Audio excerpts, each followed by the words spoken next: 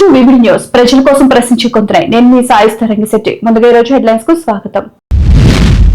మహానందీశ్వర స్వామి కామేశ్వరి అమ్మవారిని దర్శించుకున్న నంద్యాల నూతన ఎస్పీ శ్రీ సునీల్ శరణ్ దంపతులు. మొండా తుఫాన్ ఎఫెక్ట్ కోనసీమ జిల్లా సుకినేటిపల్లి నర్సాపురం రాకపోకలు నిలిపివేత.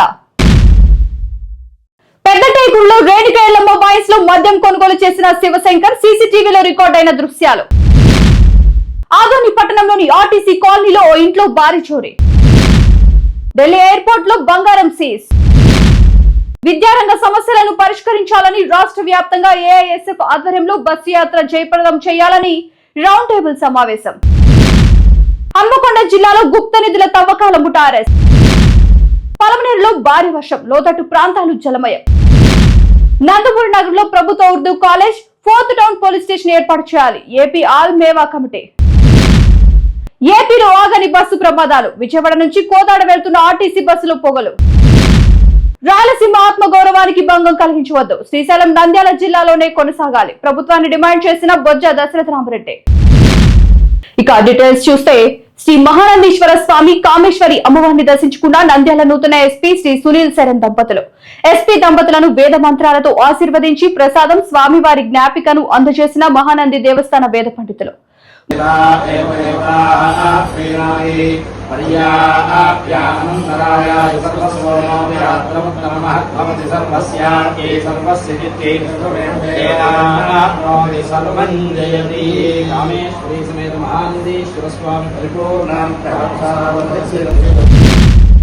మొండా తుఫాన్ ఎఫెక్ట్ కోనసీమ జిల్లా సకినేటిపల్లి నర్సాపురం రాకపోకలు నిలిపివేసి ఈ రోజు నుండి తుఫాను ఉధృతి తగ్గే వరకు రేవులో రాకపోకలు నిలిపివేస్తున్నట్లు తెలిపిన అధికారులు.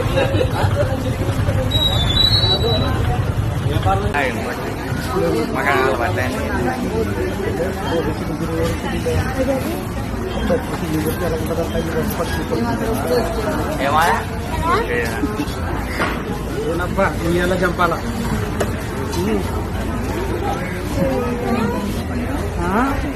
ఉయ్యలుగుదాం వెళ్ళిపోయింది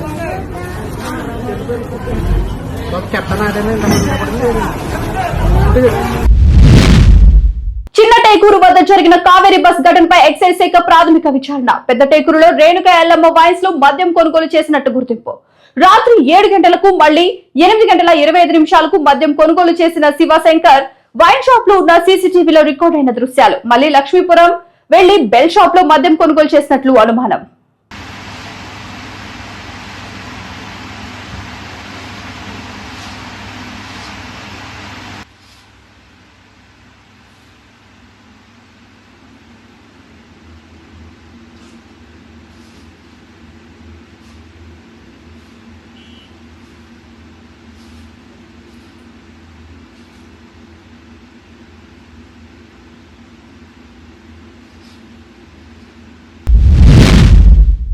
జిల్లా ఆదోని పట్టణంలోని ఆర్టీసీ కాలనీలో ఓ ఇంట్లో భారీ చోరీ జరిగింది. తాళం వేసి ఉన్న ఇంట్లో చొరబడి దొంగలు 24 తులాల బంగారం మరియు 1,20,000 రూపాయల నగదును దొంగిలించారు. పట్టపగలే జరిగిన ఈ ఘటన స్థానికంగా కలకలం రేపింది.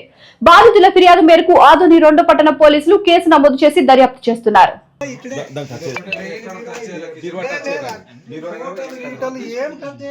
ఆయన 10 పోయినాడంట, మాకు తెలీదు. మేము పోయిన తర్వాత అక్కడ ఊర్లో ఉన్నాం, మా ఫ్రెండ్స్ దగ్గర అంతా మాట్లాడుకుంటూ ఉన్నాము. ఉన్న తర్వాత ఫోన్ వచ్చింది 12:40 1 గంట మధ్యన. సార్ ఈ మాదిరిగా మన ఇంట్లో ఎవరో దొంగలు పడినారు సార్, లాక్లు అవన్నీ కట్ చేసినారు. నాకు ఇంకా డౌట్ వచ్చి మీరు వెంటనే రండి సార్, నేను లోపల కూడా పోలేదు అన్నాడు. ఆయన ఇల్లు కూడా పైన తీసి ఇట్లా చిందరవందర చేసిపోయినారు అంతే. ఆయన ఏమో 6 గ్రామ్స్ 8 గ్రామ్స్ ఏమో సార్ తెలీదు. ఆయన బ్యాంక్ ఎంప్లాయ్ కాబట్టి నేను వచ్చిన తర్వాత మేము ఇక్కడికి రౌండ్ 1:30-1:35 అయింది. సార్ కి సిఐ గారికి ఫోన్ చేసిన, వచ్చిన వెంటనే బయట నుంచే చేసిన, లోపల కూడా రాలే. ఈ మాదిరి జరిగిందంటే ఆంజనేయులు మా కానిస్టేబుల్ పంపిస్తాను, మీరు ఉండండి ఏం ఇప్పుడు లోపల ఏం చూసుకోవాలి. అక్కడ ఆడే నిలబడుకున్నాం అంతే. అందాజుగా ఏమేమి పెడుతుంది దీంట్లో? దీంట్లో A to Z సార్. మా నావి నా భార్య గోల్డ్, ఇంకా సిల్వర్ దండి ఉన్నాయి సార్. కొద్దిగా క్యాష్ ఉండేది అంటే నాకు ఒకటి దాదాపు 35,000 ఉంది కొద్దిగా అలవాటు. కొత్త నోట్లు కరెన్సీ వచ్చినా కూడా తీసి పెట్టుకుంటాను. అంటే 1 పైన ఉంది సార్, 120 అట్లా ఉంటది. ఇంకోటి నేను పేషెంట్ సార్, హార్ట్ పేషెంట్. బ్యాంకుల్లో ఇంట్లో ఇబ్బంది ఉంటుందని ఎప్పుడన్నా ఆడ వరుసలో నేను చాలా సార్లు పోయినా 12, 1 గంట 2 గంటలకి హాస్పిటల్కి. డబ్బులు ఉండవు అని అట్లా నా భార్యకి నాకు పైన పెట్టిన లోపల కూడా పెట్టి మరి. ఢిల్లీ ఎయిర్పోర్ట్ లో బంగారం సీజ్. దుబాయ్ ప్రయాణికుడిని చెక్ చేసిన కస్టమ్స్ అధికారులు. బాటిల్ కు బిరడాలు పెట్టి బ్లూ కలర్ చుట్టిన ప్రయాణికుడు. 170 గ్రాముల బంగారం అధికారులు సీజ్ చేశారు.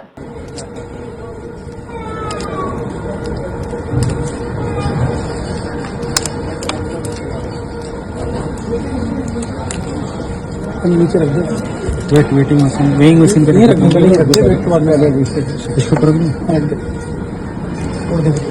दिखाने के लिए।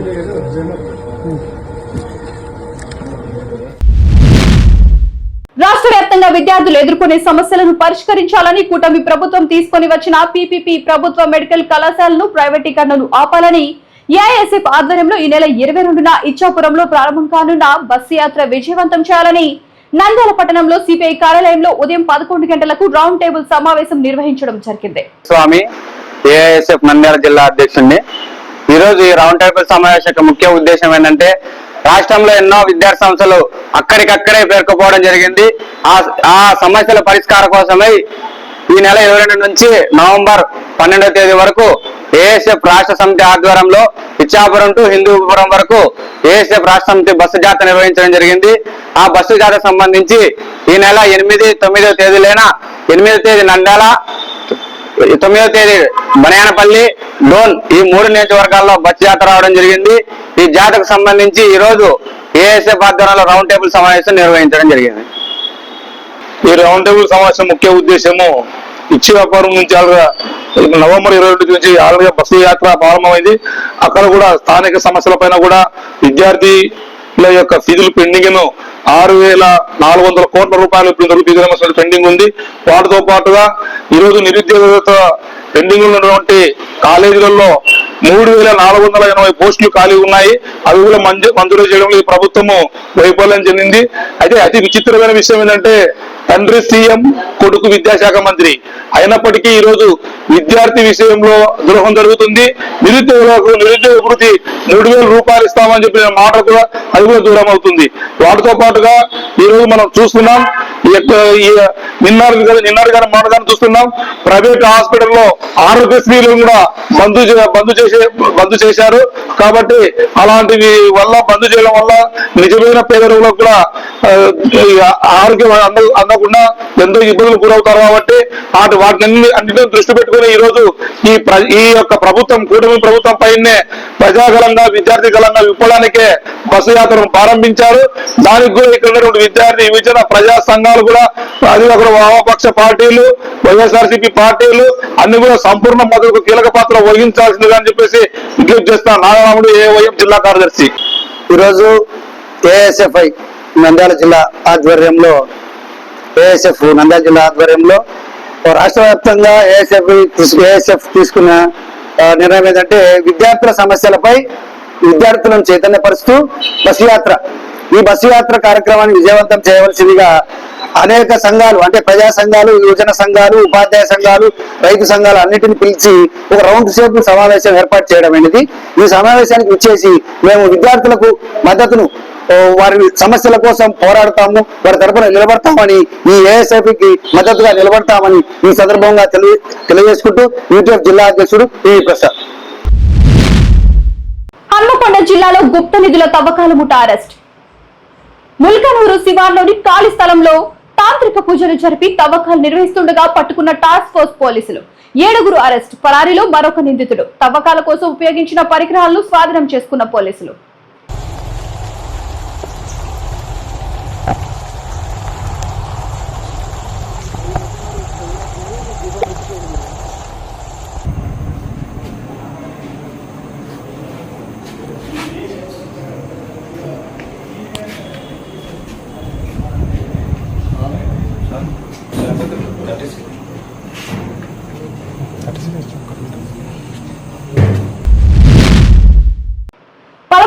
భారీ వర్షం, లోతట్టు ప్రాంతాలు జలమయ్యాయి. జనతా బజార్లు భారీగా చేరిన వర్షం నీరు. బాలాజీ కోపరేటివ్ సూపర్ బజార్ లోకి చేరిన వర్షం నీరు. 5 లక్షలు విలువ చేసే నిత్యావసర వస్తువులు తడిసిపోయి నష్టం.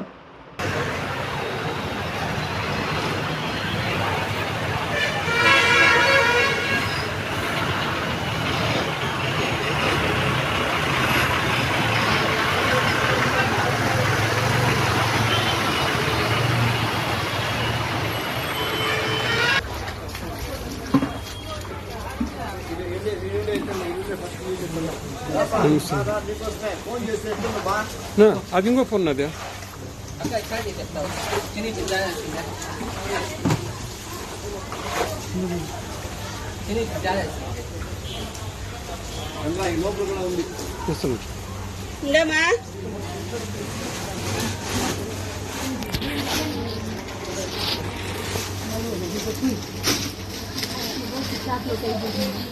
కాలువలు సరిగ్గా లేని దానివల్ల మున్సిపల్ ఈ రోజు ఏపీ ఆల్మేవా నంద్యాల జిల్లా స్థానిక కార్యాలయంలో కార్యవర్గ సమావేశం జరిగింది. PMJVK భవనాలు, ప్రభుత్వ ఉర్దూ కాలేజ్, సద్భావన భవన్ త్వరితగతిన పూర్తి చేయాలని, స్థానిక నందమూరి నగర్ లో పోలీస్ స్టేషన్ ఏర్పాటు చేయాలని ఏపీ ఆల్మేవా కమిటీ డిమాండ్ చేశారు. ఈ రోజు నంద్యాల ఆల్మేవా కార్యవర్గ సమావేశం జరిగినది. ఆ కార్యవర్గ సమావేశంలో ముఖ్యంగా 6 బిల్డింగ్లు ఆల్మేవా తరపు నుండి శాంక్షన్ అయ్యేవి. 4 80% అయినవి. మిగతా 20% త్వరితగతిన పూర్తి చేయాలని మినిస్టర్ గారికి విన్నవించడం అయినది. ఈరోజు ఆల్మేవా డిస్ట్రిక్ట్ బాడీ మీటింగ్ జరిగింది. దీంట్లో ప్రధానంగా ఉర్దూ జూనియర్ కళాశాలలో దాదాపుగా 200 బాలికలు చదువుతున్నారు. ఆ బాలికలకు సరైన బిల్డింగ్ లేకపోవడం వల్ల, వాళ్ళకు సొంత బిల్డింగ్ లేకపోవడం వల్ల వేరే కళాశాలలో నడుపుతున్నారు. కాబట్టి వారికి త్వరగా ఆ బిల్డింగ్ను నిర్మించి ఇవ్వాలని మేము ఆల్మేవా తరఫున డిమాండ్ చేస్తాం. ఈ సందర్భంగా ఆల్మేవా చేసే కొన్ని డిమాండ్స్ కావచ్చు, కొన్ని మనవీలు కావచ్చు, మీతో ప్రభుత్వానికి చేసే రిక్వెస్ట్ కావచ్చు. అవి ఏమిటంటే PMJVK కింద ప్రభుత్వం తరపు నుంచి 6 బిల్డింగ్స్ మనకు శాంక్షన్ ఉన్నాయి. దీనిలో ముఖ్యంగా 4 బిల్డింగ్లు నిర్మాణం 80% దాకా పూర్తయింది. ఇతర 2 బిల్డింగ్స్ ఇంతవరకు ఎటువంటి నిర్మాణం పూర్తి కాకుండా ఉన్నాయి. ఆ 2 బిల్డింగ్స్ లో మొదటిది ఏమిటంటే కమ్యూనిటీ హాల్. ఈ కమ్యూనిటీ హాల్ గురించి ప్రస్తావనే లేకుండా పోయింది. రెండోది ఏమిటంటే గవర్నమెంట్ ఉర్దూ కళాశాల. ఈ గవర్నమెంట్ ఉర్దూ కళాశాల దాదాపు 6 సంవత్సరాల నుంచి ఆల్మేవా ఎంతో కృషి చేసి సాధించుకుంది. ఎన్ని గవర్నమెంట్లు మారినా, ఎన్ని ఎమ్మెల్యేలు మారినా పట్టు విడవకుండా మన గౌరవ అధ్యక్షులు అబుల్ సార్ కానివ్వండి, పూర్తి టీం ఆల్మేవాతో కానివ్వండి ఎంతో కృషి చేసి విద్యార్థులకు చదువు ఎంతో ఉపయోగకరంగా ఉంటుంది, అది కాస్త మైనార్టీలో ఎంతో అవసరమని సాధించుకున్న తర్వాత పిల్లలు కూర్చొని చదువుకోవడానికి బిల్డింగ్ లేక, భవనం లేక ఎంతో ఇబ్బంది పడుతున్నారు. తిరిగి శాంక్షన్ చేసినప్పటికీ కూడా నిర్మాణం కాకపోతే చాలా శోచనీయమైన విషయం ఇది. కాబట్టి వీలైనంత త్వరగా ఇంకా 20% PMJVK కింద ఉన్న బిల్డింగ్ ని పూర్తి చేయవలసిందిగా, అదేవిధంగా ఎటువంటి నిర్మాణానికి నోచుకొని కమ్యూనిటీ హాల్ కానివచ్చు, గవర్నమెంట్ ఉర్దూ కళాశాల కావచ్చు, ఈ రెండు కూడా వీలైనంత త్వరగా ప్రారంభించాలని ఈ మీటింగ్ దుగుండా మిమ్మల్ని కోరుతున్నాము. అదేవిధంగా హాస్టల్ సదుపాయం కూడా మనకు ఇక్కడ నందమూరి నగర్, వైస్ నగర్ లో ఉంది.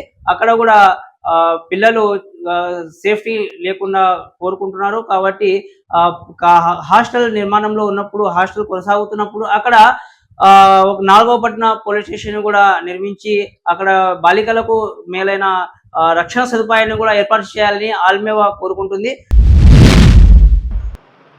విజయవాడ నుంచి కోదాడ వెళ్తున్న ఆర్టీసీ బస్సులో పొగలు. వెంటనే బస్సును నందిగామ వద్ద రోడ్డు పక్కన ఆపేసిన డ్రైవర్. బస్సులో నుంచి ప్రయాణికులను కిందకి దింపేసిన డ్రైవర్. బస్సులో పొగలు రావడంతో ఆందోళనకు గురైన 15 మంది ప్రయాణికులు. మరో బస్సులో ప్రయాణికులను పంపిన ఆర్టీసీ సిబ్బంది.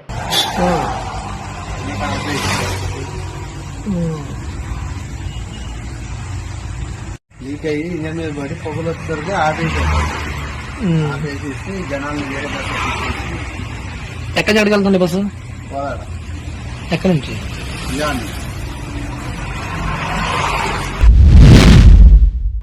రాయలసీమ ఆత్మగౌరవానికి భంగం కలిగించవద్దు. శ్రీశైలంను నంద్యాల జిల్లాలోనే కొనసాగాలి. రాయలసీమ ప్రాణాధారం శ్రీశైలం. ప్రజల విశ్వాసాన్ని కాపాడండి అని ప్రభుత్వాన్ని డిమాండ్ చేసిన బొజ్జ దశరథరామరెడ్డి. బొజ్జ దశరథరామరెడ్డి, అధ్యక్షులు రాయలసీమ సాగునీటి సాధన సమితి. శ్రీశైలం ప్రత్యేకంగా 3 అంశాల్లో రాయలసీమకు ఒక వరం లాంటిది. అందులో మొట్టమొదటిది ఆధ్యాత్మికంగా అంటే స్పిరిచువల్గా, రెండోది పర్యావరణ పరంగా లేదా ప్రకృతి పరంగా ఇన్ పర్స్పెక్టివ్ ఆఫ్ నేచర్లో కూడా, అదేవిధంగా సాంకేతిక పరంగా సైంటిఫిక్ పరంగా శ్రీశైలం రాయలసీమకు ఒక ప్రత్యేకమైన మణిభూషణంగా ఉంది. అందులో 12 జ్యోతిర్లింగాలలో ఒకటైన మల్లికార్జునుడు, 18 మహాశక్తి పీఠాల్లో ఒకరైన బ్రహ్మరాంబ గారు కూడా ఒకే క్షేత్రంలో వెలిసిన పుణ్యక్షేత్రం. ఆధ్యాత్మికంగా రాయలసీమకు ఒక శక్తినిచ్చే ప్రాంతం అదంతా కూడా. అంటే మాకు మానసికంగా కానీ లేదా ఆధ్యాత్మికంగా కానీ ఒక మనోధైర్యాన్ని ఇచ్చే ప్రాంతం శ్రీశైలం. అదేవిధంగా మాకు మానసిక ఉల్లాసాన్ని ఇచ్చే ప్రకృతి కలిగించిన నల్లమల ఫారెస్ట్లు, ఆ అందము అదంతా కూడా మాకు ప్రకృతి కలిగజేస్తుంది. అదేవిధంగా మానవ మేధస్సును ఉపయోగించి శాస్త్రపరంగా ఒక ప్రాజెక్టును కట్టడం వల్ల మా మల్లికార్జునుడి చెంతన ఉన్న కృష్ణానదిని అడ్డుకట్ట వేసి ఆ నీటినంతా నిలిపి రాయలసీమను సస్యశ్యామలం చేయడానికి ఏర్పాటు చేసిన ప్రాజెక్టు కూడా అక్కడ ఉంది. అయితే ఈ ప్రాజెక్టు నిర్మాణంలో కొంత రాయలసీమకు నీరు రావడంలో కొంత అన్యాయం జరిగినప్పటికీ, మా భూములు 60,000 ఎకరాలు త్యాగం జరిగినప్పటికీ కూడా ప్రభుత్వాలు రాయలసీమ మొర ఆలకించి అక్కడ శ్రీశైలం రిజర్వాయర్లో కొన్ని హక్కులు కలగజేశారు. చట్టబద్ధమైన హక్కులతో ఎస్ఆర్బిసి ప్రాజెక్టు కట్టుకునేలాగా చేశారు. అదేవిధంగా రాష్ట్ర విభజన చట్టం కల్పించిన హక్కులతో తెలుగుగంగ ప్రాజెక్టు కట్టుకునేలాగా, గాలేరు నగర్ ప్రాజెక్టు కట్టుకునేలాగా, హంద్రీనీవా ప్రాజెక్టు కట్టుకునేలాగా చేశారు.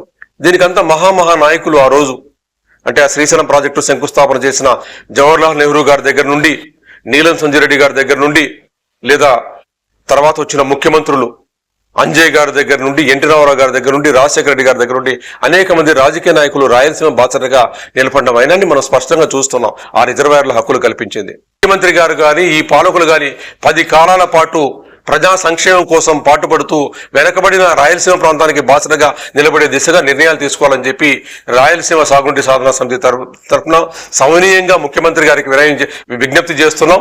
అదేవిధంగా అన్ని రాజకీయ పార్టీలు కూడా రాయలసీమకు బాసటగా నిలబడి మమ్మల్ని అభివృద్ధికి దూరంగా లేదా మాకు తలమానికంగా ఉన్న శ్రీశైలానికి దూరంగా చేసే కార్యక్రమాలకు మీరు చేపట్టవద్దని చెప్పి ముఖ్యమంత్రి గారి దగ్గర ఒత్తిడి పెంచే కార్యక్రమంలో పాలు పంచుకోవాలని చెప్పి మేము విజ్ఞప్తి చేస్తున్నాం. చూసారు కదా, ఇది ఇవాళ హెడ్లైన్స్. మరిన్ని హెడ్లైన్స్ కోసం చూస్తూనే ఉండండి వివిడి న్యూస్. ప్రజల కోసం ప్రశ్నించే గొంతునాయి.